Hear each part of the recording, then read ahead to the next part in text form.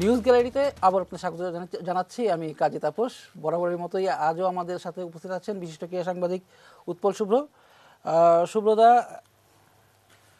কাল তো ছিল ফুটবলের রাত। ইউরোপের যদি দিকে আমরা তাকাই, বড় বড় তিনটে ম্যাচ হয়েছে। বার্সেলোনা মাঠে নেমেছে, মেসি রোনালদো নামেছে জুভেন্টাসের পক্ষে, এবং লিভারপুল ম্যানচেস্টার ইউনাইটেডের হাই ভোল্টেজ ম্যাচ, তিনটাই ছিল গত রাতে।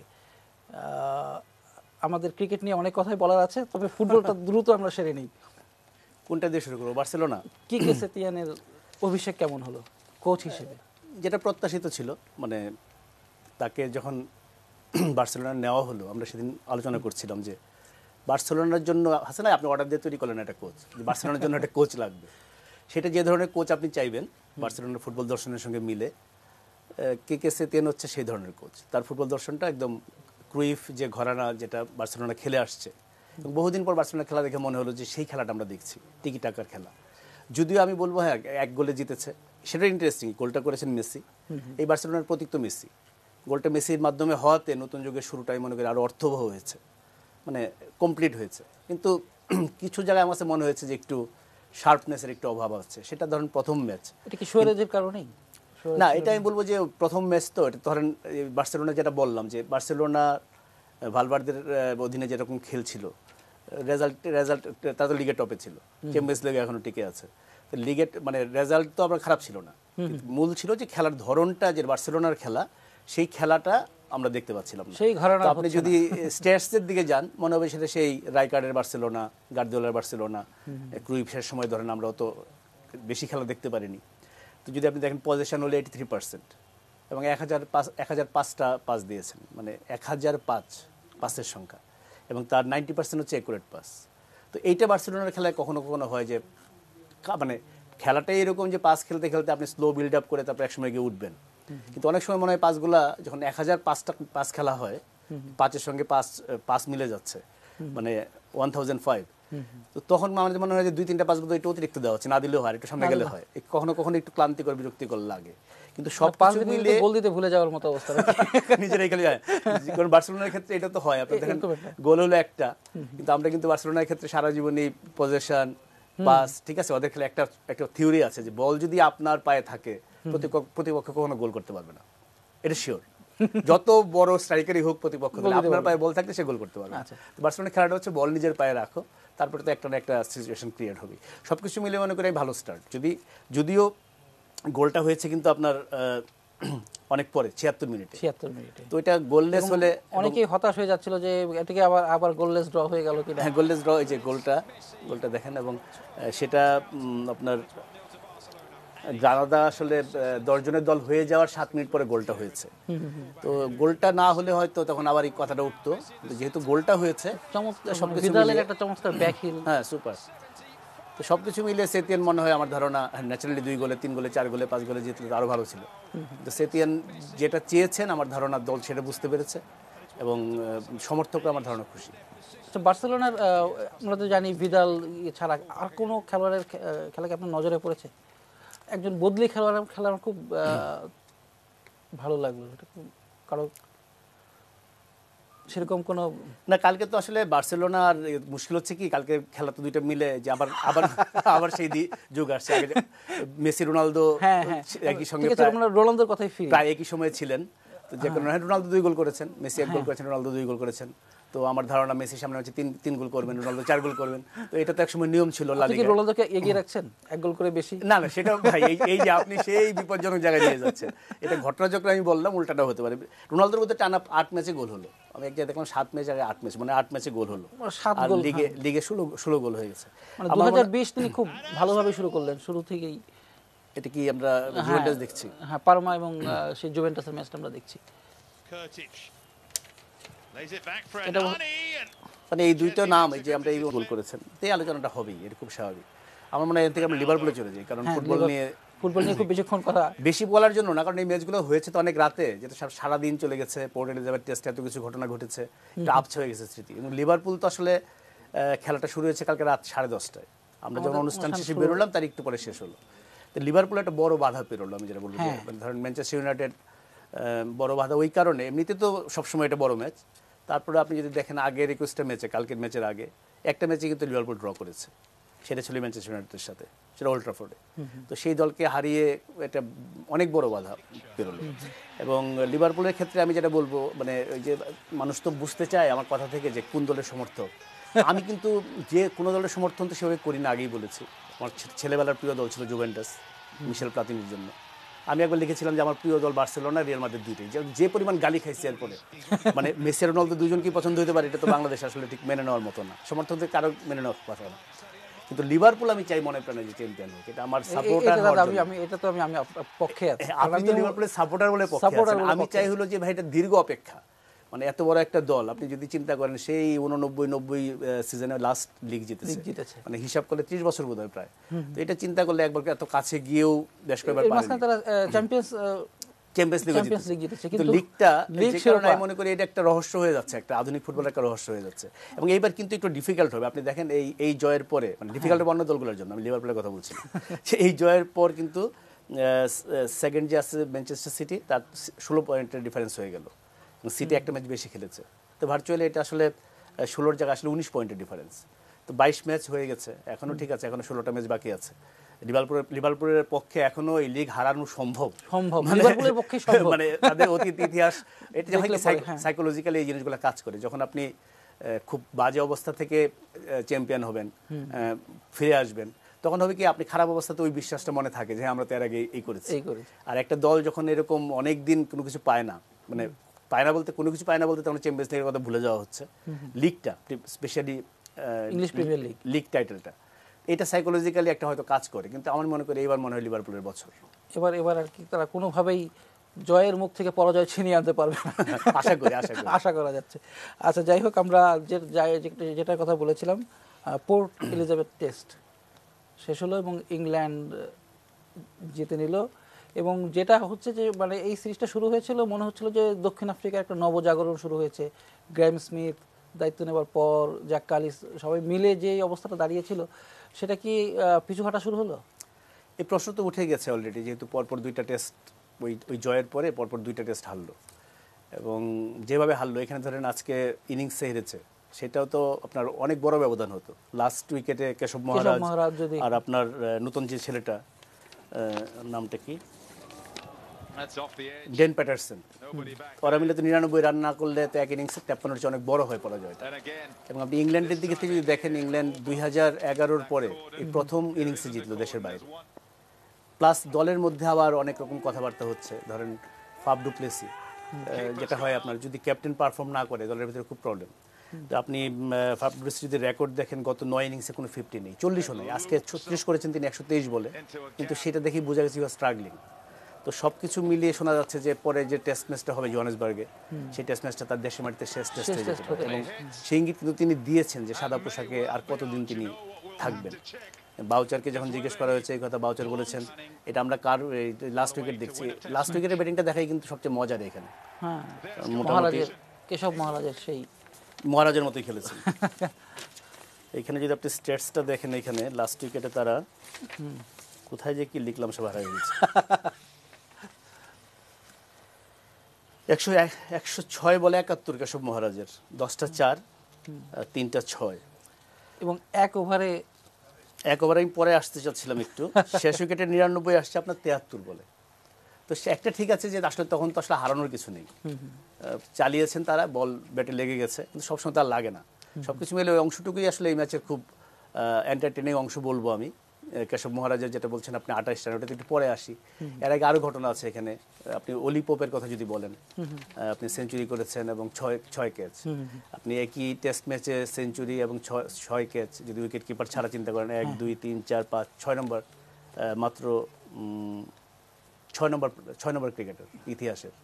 আপনি নামগুলো যদি দেখেন, ফ্র্যাঙ্ক উলি, গ্যারি সোভার্স, মেথু হেইডেন, লিস্টে আছে স্টিভেন স্মিথ, অলি পোপ। আমি এখানে পোপ বলা হচ্ছে, হ্যাঁ পোপ। আমি যেটাকে আসলে বলতে চাই, এটা আসলে ক্যাচটার চেয়ে আমি তার সেঞ্চুরিটাকে বড় করে দেখতে চাই। কারণ ক্যাচ ঠিক আছে, ক্যাচটা অনেক কৃতিত্বের, কিন্তু ক্যাচ অনেক সময় ভাগ্যেরও ব্যাপার। ক্যাচ আপনার কাছে না আসলে আপনি ধরতে পারবেন না, আসে না অনেক সময় আপনি যে পজিশনে আছেন দেখা গেল যে এখানে অনেক ক্যাচ আসছে, আরেকজনের কাছে গেল না। তো সেঞ্চুরিটা অনেক বড় ব্যাপার এই কারণে যে মানে ইংল্যান্ডে তো আসলে অল্প বয়সে যেটা হয় উপমহাদেশে আমরা দেখবেন যে 16, 17, 18, 19, 20 বছর বয়সে আমাদের এখানে তরুণ প্রতিভা একটু বেশি অথবা বয়স নিয়ে লুকোচুরি একটু বেশি।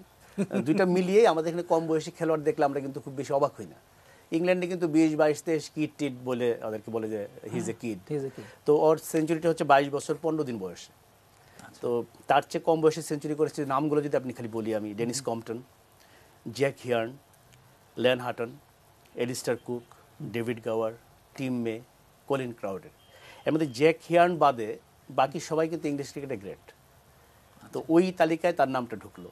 এবং এটার আরেকটা জিনিস হচ্ছে আমরা সবচেয়ে বেশি খুশি হয়েছেন মনে হয় চিফ সিলেক্টর এড স্মিথ, কারণ এটা একটা গ্যাম্বল ছিল। 2018 সালে যখন তাকে ইংল্যান্ডের ইন্ডিয়ার সাথে যখন তার টেস্ট ডেবিউ করানো হয়, 4 নম্বরে তাকে ব্যাটিং করানো হয়েছিল। এর আগে মাত্র 15টা ফার্স্ট ক্লাস ম্যাচ খেলেছেন। তো এটা একটা বিরাট গ্যাম্বল ছিল। আর অলি পোপকে মেইনলি সবাই চিনতো কিন্তু খুব মানে ইম্প্রোভাইজ ব্যাটিংয়ের জন্য। টি20 স্টাইলে ব্যাটিং করেন, খুব ভালো স্ট্রোক খেলতে পারেন, মানে শট বানিয়ে খেলতে পারেন।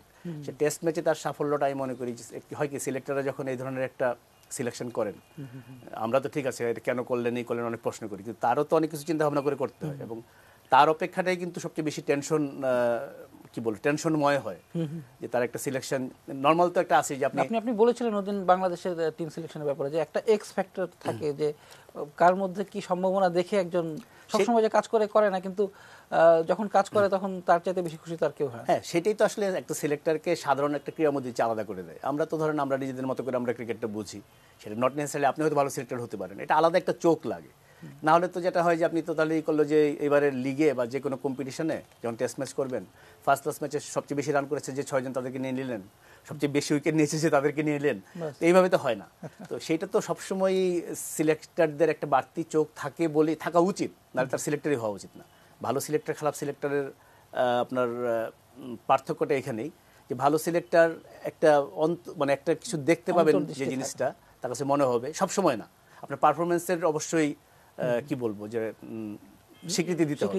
একজন যদি দুর্দান্ত ফর্মে থাকে, পারফরমেন্স থাকে, সেক্ষেত্রে তার টেকনিক ভালো, নমক ভালো, এসব বাদ দিয়ে ডিজার্ভস এ চান্স। তো অন্য অনেক ক্ষেত্রে কিন্তু আছে যে পারফরমেন্সটা হয়তো অত ভালো না, তো ব্যাটিংয়ের লিস্ট আপনি দেখবেন হয়তো সে 6 নম্বরে 7 নম্বরে, বোলিং হয়তো অনেক পেছনে, কিন্তু তার ভিতরে সেই স্পার্কটা আছে, তার কাছে মনে হয়েছে যে ছেলেটার ভিতরে ওই জিনিসটা আছে, তার মনে হয়েছে ইন্টারন্যাশনাল ক্রিকেটে সাফল্য পেতে গেলে যা দরকার সেটা তার মধ্যে আছে। তখন সিলেক্টররা এটা করে, এবং করার পরে যখন হয় ন্যাচারালি যেটা আউট অফ দ্য বক্স হয়, তখন আপনাকে স্বাভাবিকভাবে একটু বাড়তি টেনশন নিতে হয়, কারণ আমাদের তো সুবিধা, এটা ফেল করলে তখন তো আমরা আমাদের মতো সমালোচনা করব মোটামুটি। এখন কি আমরা ইয়েতে যাব আজকে তো টেস্টের? আমরা একটা বিরতি নিয়ে নিই, বিরতির পরে আমরা কথা বলবো। প্রিয় দর্শক, নিউজ গ্যালারিতে নিচ্ছি ছোট্ট একটা বিরতি, ফিরছি শিগগিরই, সঙ্গে থাকুন।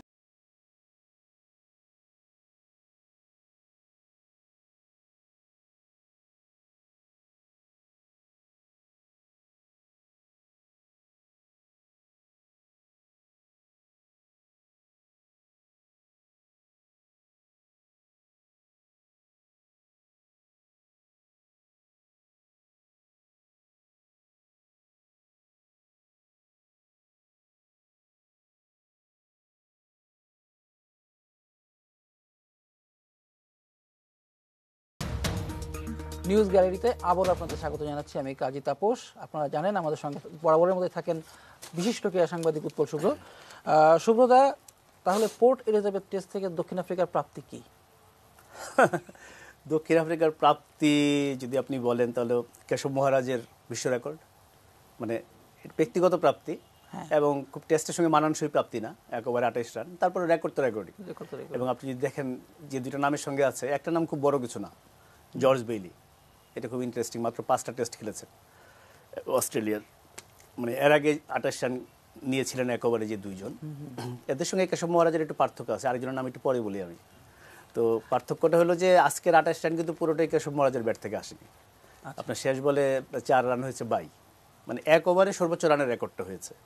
এখানে কেশব মহারাজের নামটাই থাকবে, কিন্তু লেখা থাকবে 24 রান তিনি নিয়েছেন প্রথম 5 বলে, শেষ বলে 4 হয়েছে। বাকি যে দুজন, জর্জ বেলির কথা বললাম আমি, জর্জ বেলির মেইন পরিচিতি তো আসলে মেইনলি অস্ট্রেলিয়ার ওয়ানডে অধিনায়ক হিসেবে, মেইনলি টি20 অধিনায়ক, কারণ জর্জ বেলি আপনার অস্ট্রেলিয়ার কি ওই আপনি কেশব মহারাজের মার দেখাচ্ছেন।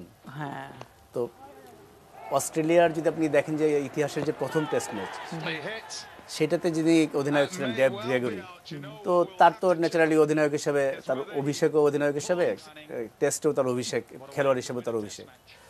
রেকর্ডটা একটু দেখে নেই, শেষ মানে এক ওভারে টেস্টে সবচেয়ে বেশি রানের রেকর্ডটা যদি আমরা একটু দেখে নেই। তাহলে তো ওই বাকি যে নামটা আমি সাসপেন্স রেখেছিলাম সেটা আর থাকলো না। এই যে আপনি শুরুতেই দেখিয়ে দিলেন ব্রায়ান লারা 28 রান, 4-6-6-4-4-4।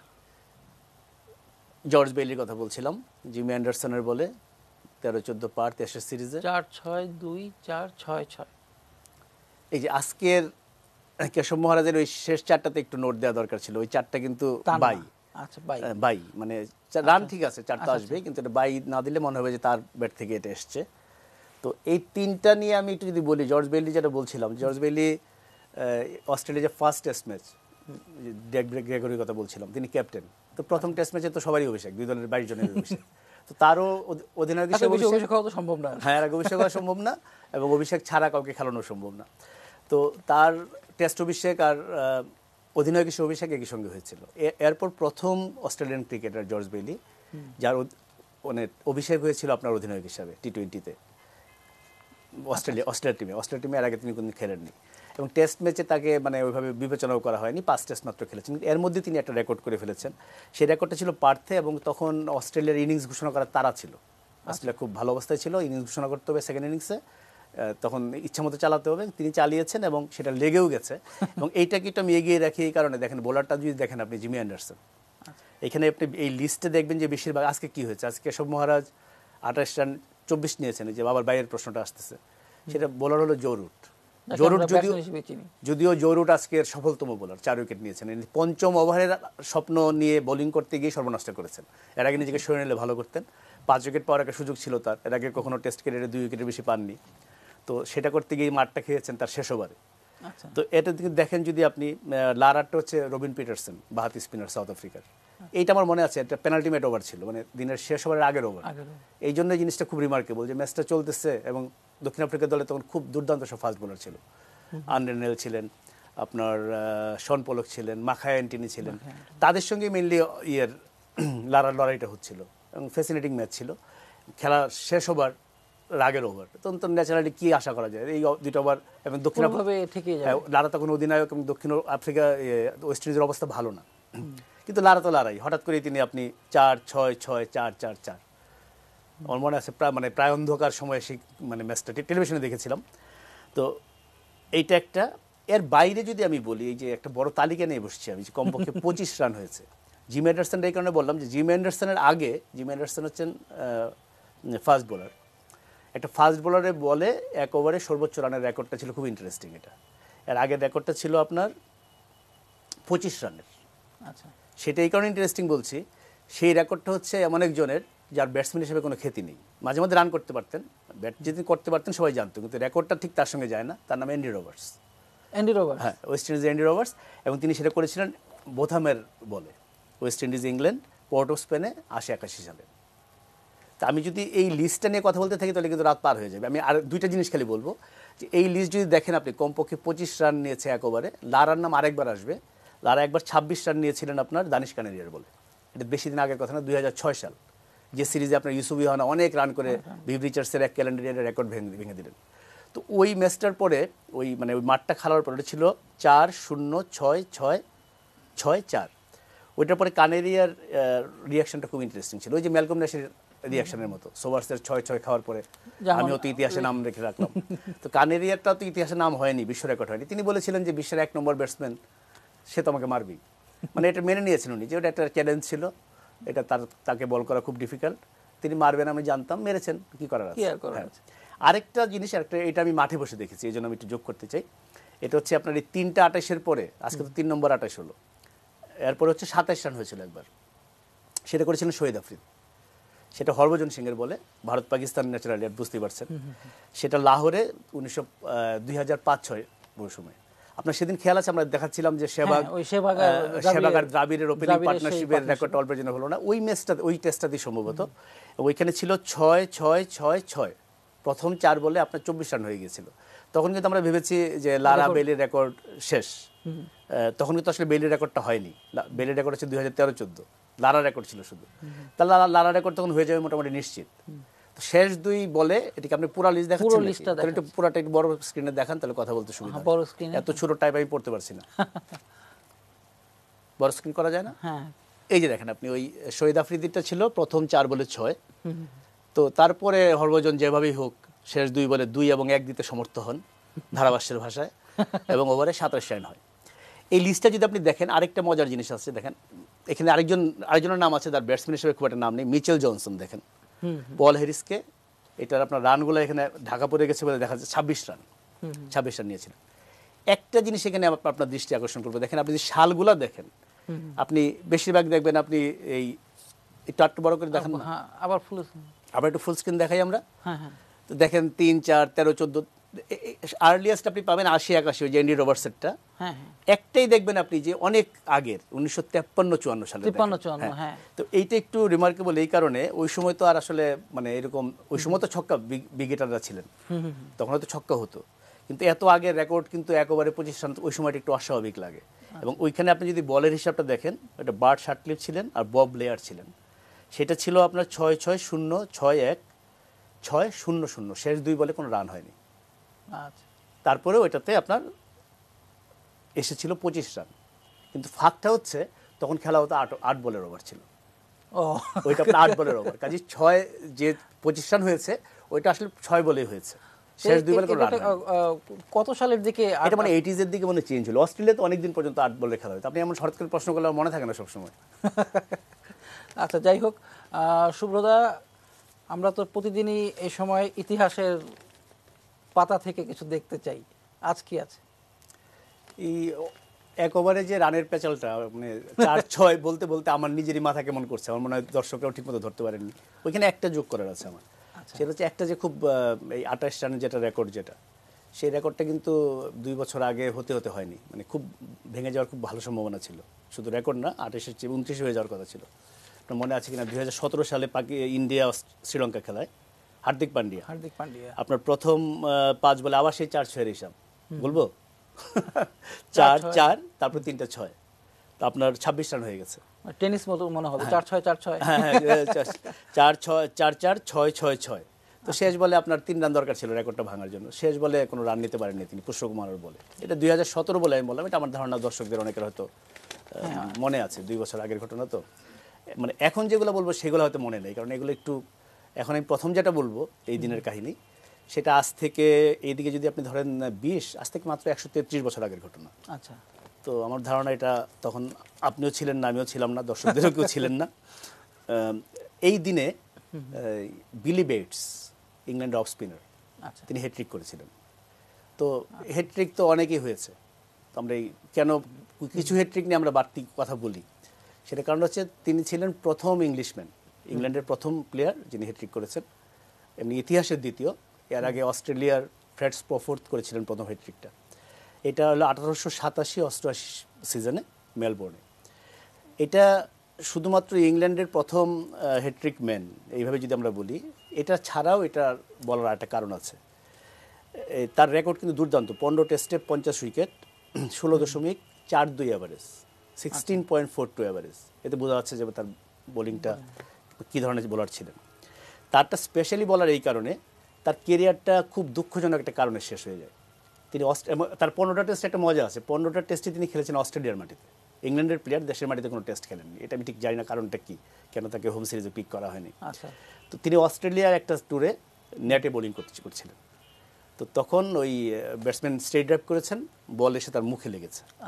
লাগার পরে তার দৃষ্টিশক্তি খুব ক্ষতিগ্রস্ত হয়, মানে চোখে দেখতে সমস্যা হচ্ছিল খুবই।